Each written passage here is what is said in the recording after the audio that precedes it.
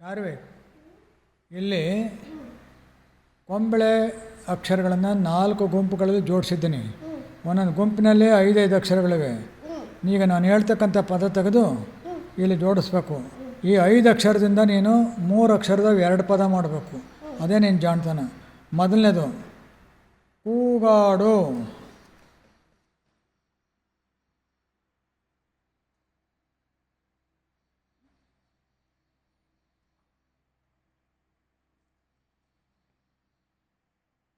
ತೂಗಾಡು.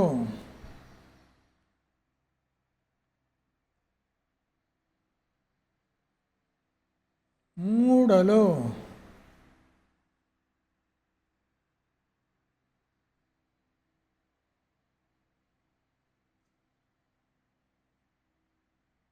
ಕೂಡಲು.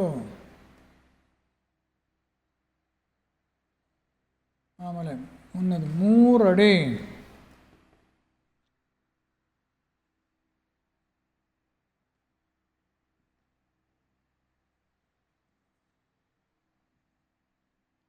ನೂರಡಿ.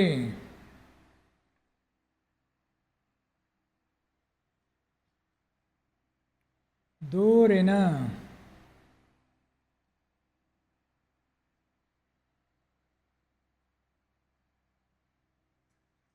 ಸೂರಿನ.